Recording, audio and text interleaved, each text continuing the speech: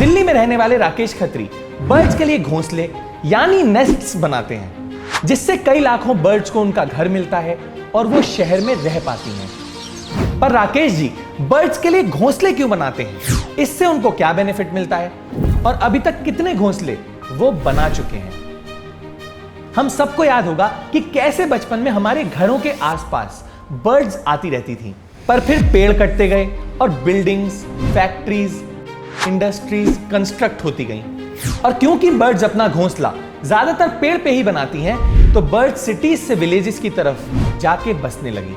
हम सब ने इस प्रॉब्लम को नोटिस किया, पर राकेश जी ने इस प्रॉब्लम को सिर्फ नोटिस ही नहीं किया, बल्कि इस प्रॉब्लम को सॉल्व करने की रिस्पॉन्सिबिलिटी उठाई। मेरा बचपन पुरानी दिल्ली की गलियों में बीता।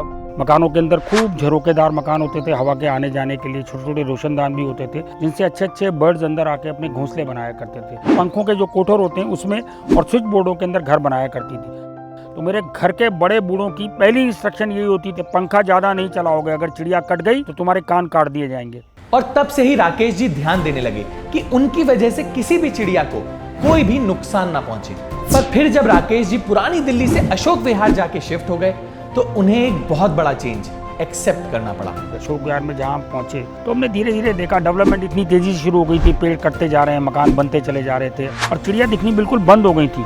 मकानों में कोई भी ऐसी जगह नहीं होती थी जहाँ चिड़िया अपना घर बनाए। अब क्योंकि राकेश जी का जुड़ाव बचपन से ही चिड़ियाओं के साथ काफी था, तो उन्होंने डिसाइड किया कि वो बर्ड्स को वापस बुलाने के लिए खुद अपने हाथों से घोंसले बनाएंगे। तब तक साउथ से हरा नारियल पीने के लिए बहुत दिल्ली में आने लगा था और मैं जगह जगह देखता था कि ढेर लगे रहते थे, लोग पी के उसको फेंक जाते थे। तो एक दिन हमारे ग्रुप ने एक छोटा सा प्रोग्राम बनाया, हम 10-12 नारियल वहाँ से उठा के ले आए, उसके मुंह को थोड़ा सा बड़ा करा, उसके अंदर खूब सारे अखबार डाल दिए, उसके चारों तरफ एक फेविकोल की हल्की सी लेयर और आटे की लेई मिला के बनाई और उसके ऊपर कूलर की जो साइड की घास होती है वो चिपका दी, उसको सुतली से बांधा, उसके आगे एक दातुन का ऐसे डंडी सी लगा के और उसको हमने पेड़ के ऊपर टांग दिया। फिर राकेश जी और उनके कुछ दोस्त उस घोंसले को देखने लगे, पर एक भी चिड़िया उसमें नहीं आई। आसपास के लोग उनका मजाक भी उड़ाने लगे, जिस बात से राकेश जी बहुत डिसअपॉइंटमेंट हुई। लोग कहते थे, अरे भाई चिड़िया अपना घर खुद बनाती है, आपके बनाए हुए घर में क्यों आएगी। बड़ा बुरा लगता था, लेकिन मन में यह था कि नहीं, ये करना तो है। राकेश जी फेलियर से डरे नहीं और ना ही उन्होंने लोगों की बात सुन के अपना डिसीजन चेंज किया, बल्कि इस चीज ने उन्हें और मोटिवेट किया और वो सुबह से लेकर शाम तक इस प्रॉब्लम का सॉल्यूशन ढूंढने लगे। तो एक दिन मैंने एक चिक वाले को देखा जो चिक की पतली पतली डंडियों से चिक बना रहा था।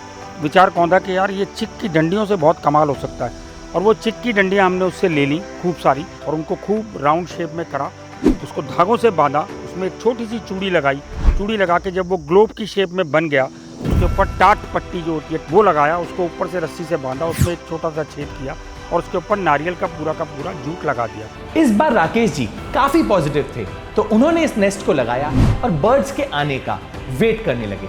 पहले दिन कोई नहीं आया, दूसरे दिन भी कोई नहीं आया, तीसरे दिन भी कोई नहीं आया, पर चौथे दिन फाइनली उसमें एक चिड़िया आई और उसने इस घर को अडॉप्ट किया।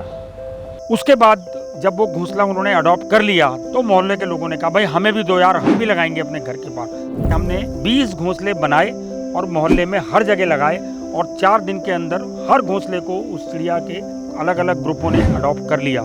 किसी को आशियाना देना, इससे बड़ी ब्लेसिंग जिंदगी में और किसी को नहीं मिल सकती जो मुझे मिली। राकेश जी ने सोचा कि वो घोंसला बनाने के इस काम को सिर्फ अपने तक ही नहीं रखेंगे, बल्कि और लोगों को इसके लिए ट्रेन करेंगे।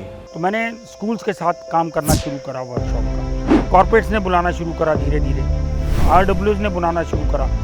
80 साल से लेकर के 6 साल तक के बच्चों ने हमारी वर्कशॉप अटेंड करी और सबसे ज़्यादा खुशी उनको तब होती है कि आपके बनाए हुए किसी आशियाने के अंदर किसी दूसरे ने आके अपनी जगह बनाई, उसमें अपने बच्चे दिए, बच्चे देने के बाद जब उड़ गए तो दूसरे किसी पंछी ने उसको अडॉप्ट कर लिया। राकेश जी अभी तक 2,50,000 बच्चों, बड़ों और बूढ़ों को घोंसला बनाने की ट्रेनिंग दे चुके हैं, जिससे कुल मिला के 1,25,000 घोंसले उन्होंने खुद या फिर उनकी ट्रेनिंग की वजह से बनाए गए हैं। अभी इस साल वर्ल्ड बुक ऑफ रिकॉर्ड ने उसके अंदर हमारे 1,25,000 घोंसलों का सर्टिफिकेशन जारी किया है। लिम्का बुक में 2 बार हमारा नाम है। हाउस ऑफ कॉमन्स लंदन के अंदर हमें ग्रीन एप्पल अवार्ड मिला, जो कि स्पैरो कंजर्वेशन के लिए बेस्ट था। ताइवान से सुपर मास्टर ने हम लोगों को इस साल कंपैशन का बेस्ट प्राइज़ दिया। 2019 में मैकमिलन कंपनी ने हमारी कहानी को पूरी चैप्टर के तौर पर छापा। जीते जी राकेश जी का नाम एक चैप्टर में आ गया जिसे बच्चे पढ़ते हैं। इससे बड़ी अचीवमेंट राकेश जी को कोई नहीं लगती। इसके बाद राकेश जी ने कई तरह के घोंसले बनाए, पर उनका सबसे स्पेशल जूस के वेस्ट टेट्रा पैक्स को रिसाइकिल करके बनाए, जिससे दुनिया में वेस्ट रिड्यूस हो सके। Isn't that amazing? Also Rakesh ji की स्टोरी ने हमें काफी इंस्पायर किया, इसीलिए उनकी स्टोरी हम आपसे शेयर कर रहे हैं। This is not a paid promotion. तो अगर आपको भी राकेश जी की स्टोरी ने इंस्पायर किया है तो इस वीडियो को शेयर करके ज्यादा से ज्यादा लोगों को इस बारे में बताइएगा। ऑल्सो अगर आपको राकेश जी से कांटेक्ट करना है तो आप उनसे इस ईमेल आईडी पे कांटेक्ट कर सकते हैं। That's it for this video.